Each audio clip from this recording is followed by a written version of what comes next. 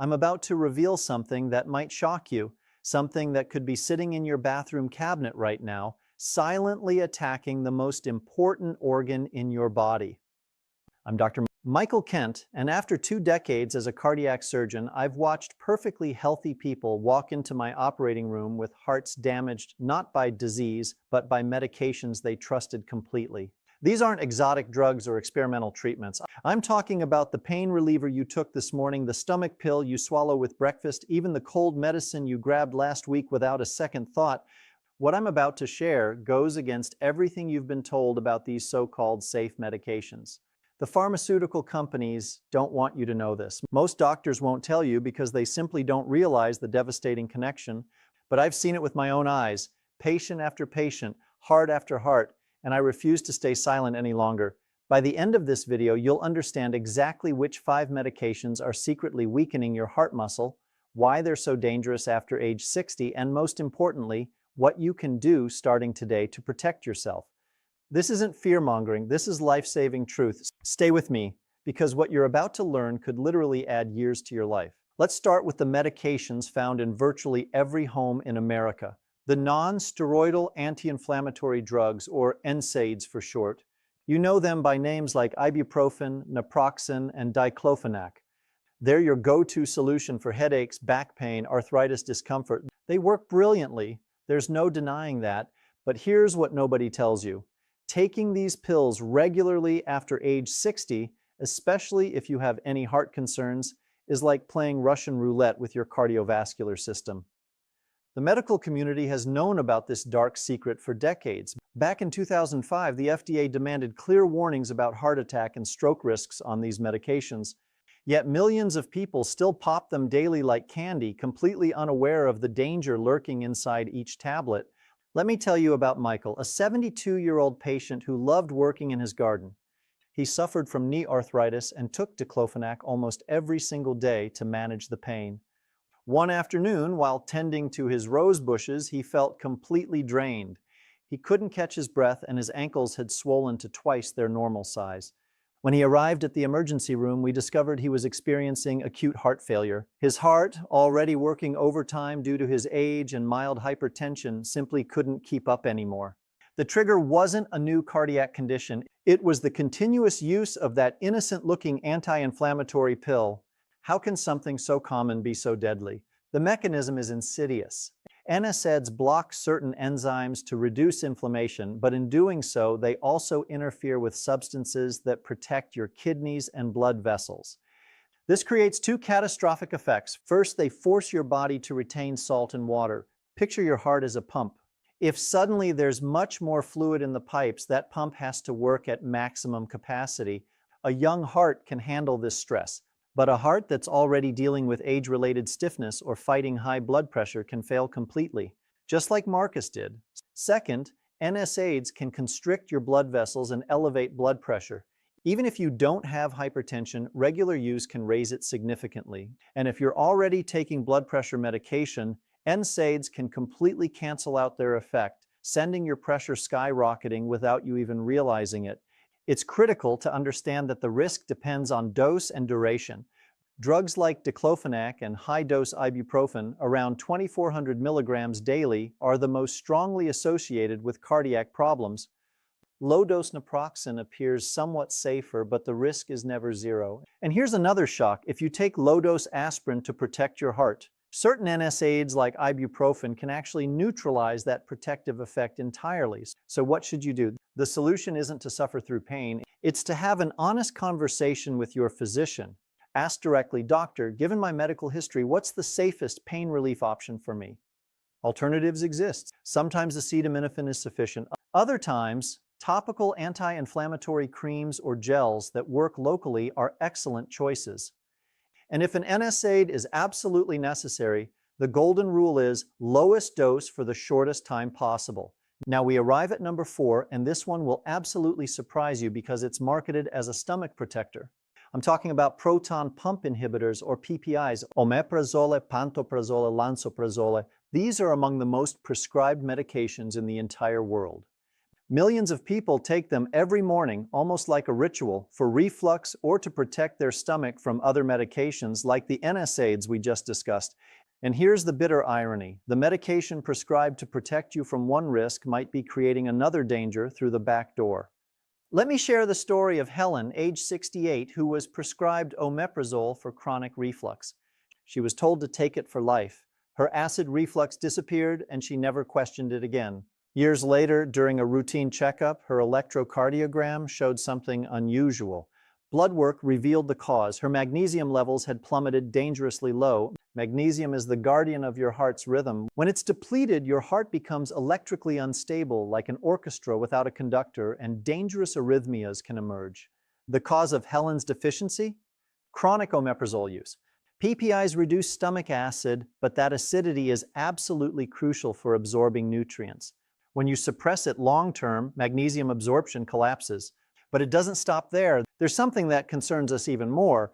Multiple observational studies have found an association between PPI use and increased heart attack risk. One theory suggests these drugs might reduce nitric oxide levels, a molecule that keeps your blood vessels flexible. When it's depleted, vessels harden, setting the stage for a heart attack. The causal relationship is still debated, but the association is deeply concerning. Additionally, omeprazole can interfere with vital medications like clopidogrel, an antiplatelet drug given after heart attacks. It can make this protective medication less effective, leaving the patient vulnerable. The problem is that these drugs have become trivialized.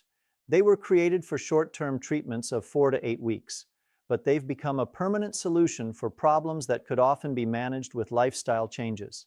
If you've been taking a PPI for months or years, don't stop abruptly. Talk to your doctor. Ask, do I really need this long-term? Can we reduce the dose? Are there alternatives? And if you must take it chronically, it's essential that your physician monitors your magnesium levels periodically. Before we continue with the next medications, which include some for simple colds, I want to make a quick request. If what you've heard so far seems valuable, I'm asking for 2 simple things. First, subscribe to this channel. My mission is to provide clear, straight-shooting health information so you can make the best decisions. Second, and perhaps more important, share this video. Think about your parents, your grandparents, your friends. A simple click can start a conversation that could genuinely save a life. Thank you for your support. Let's continue with number 3, one that almost everyone has at home. We've reached number 3, oral decongestants for colds and flu. The ones containing pseudoephedrine or phenylephrine. They're the magic solution for that stuffy nose that won't leave you alone. But that magic solution can carry an extremely high cost for your heart, especially if you already have high blood pressure or any cardiovascular disease. Margaret, a 75-year-old retired teacher, caught a severe cold. To breathe easier, she bought a well-known cold remedy with pseudoephedrine from the pharmacy. By the second day, she felt like her heart was going to burst out of her chest, along with terrible dizziness and a splitting headache. Her son rushed her to the hospital.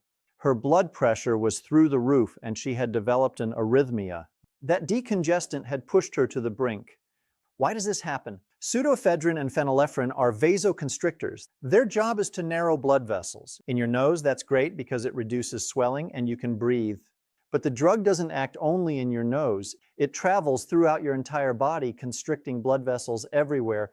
This has 2 consequences. First, by narrowing the arteries, your heart must pump against much greater resistance. It's like trying to push water through a squeezed hose. The pressure explodes. This can trigger a dangerously high blood pressure spike. Second, they're stimulants. They make your heart beat faster and irregularly. If you already have a sensitive heart, this extra stimulation can destabilize it completely. Recently, European agencies have refocused attention on pseudoephedrine due to its link with rare but serious syndromes involving constriction of blood vessels in the brain. This only demonstrates how powerful its effect is throughout the entire body. The major danger with these drugs is that they're available over the counter. People buy them without reading the fine print and without thinking about the risks. If you're over 60, and especially if you suffer from hypertension or any heart condition, avoid them completely. There are much safer alternatives: saline nasal sprays, humidifiers, or nasal sprays with corticosteroids that act only locally. Don't let relief for your nose become an emergency for your heart. We arrive at number 2, a delicate but vital topic: mental health. I'm talking about an older class of antidepressants that are still used. sometimes for depression and other times for chronic pain. Tricyclic antidepressants, names like amitriptyline or imipramine. Depression itself is a risk factor for heart disease. That's why treating it is crucial. But how we treat it matters enormously, and these drugs can be dangerous for an older person's heart. Frank, age 78, suffered terrible pain in his feet from diabetes. His doctor prescribed a low dose of amitriptyline. It helped with the pain, but he started getting dizzy every time he stood up. One day he fainted and fractured his hip. The cause was the amitriptyline, which triggered a sudden drop in blood pressure when standing, called orthostatic hypotension. But that's not the only risk. These drugs can also accelerate resting heart rate, which means constant stress for an aging heart. And what's most concerning, they can interfere with the heart's electrical system, slowing down impulses. This shows up on electrocardiograms and increases the risk of very dangerous ventricular arrhythmias that can cause sudden death. For all these reasons, tricyclics are no longer the first choice for treating depression in older adults. Today, we prefer newer antidepressants that are safer for the heart. However, they're still prescribed for neuropathic pain. If you or a loved one takes one of these medications, it's fundamental to talk with your doctor. Have safer alternatives been tried? Is blood pressure and heart rhythm being monitored? Mental and physical health go hand in hand. You need to ensure that treatment for one isn't damaging the other. And we arrive at number one. This is perhaps the most controversial and debated point, but it's my duty to share the concern that exists in the scientific community. I'm talking about calcium supplements. Yes, you heard correctly. Those pills that millions of people take every day to protect their bones from osteoporosis. For decades, the message was crystal clear: take calcium for strong bones. But in recent years, more and more studies are questioning the safety of these supplements for the heart. Let me tell you about Linda, age 70. Worried about osteoporosis, she started taking a high-dose calcium supplement on her own. Years later, she suffered a heart attack. She didn't have the classic risk factors. She didn't smoke, her cholesterol and blood pressure were fine. Investigating possible causes, her medical team focused on that daily supplement. The controversy is real, and the evidence isn't definitive, but the hypothesis concerns us deeply.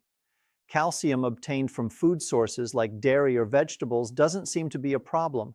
It's absorbed slowly and the body uses it efficiently. The problem appears to arise with the high concentrated doses from supplements. When you take a pill, it creates an artificial spike of calcium in your blood. Your body can't use all that calcium for your bones, and the excess has to go somewhere. The primary concern is that it deposits in artery walls. This process, arterial calcification, makes arteries rigid and can contribute to forming the plaques that cause heart attacks. Some large studies suggest calcium supplements modestly increase heart attack risk, while other studies haven't found this connection. The evidence is complex, and for people with diagnosed osteoporosis, the benefits might outweigh the risks.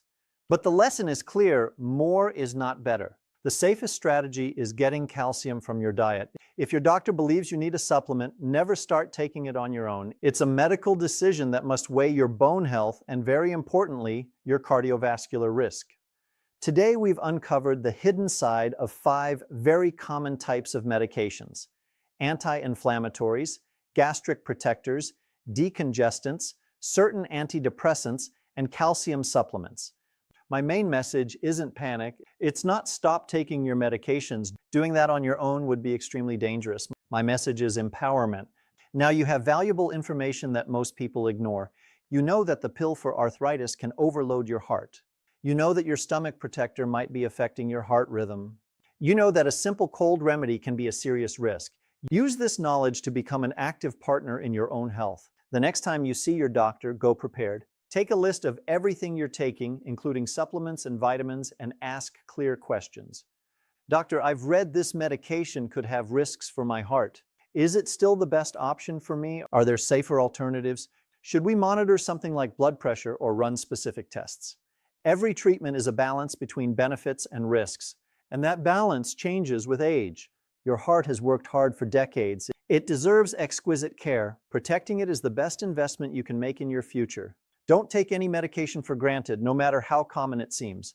And now I'm asking one last thing from you. Share your experience in the comments. Did something here surprise you? Your stories can help others. And remember always, talk to your doctor. That conversation is the most important step you can take today to protect your heart for tomorrow. Take care of yourself.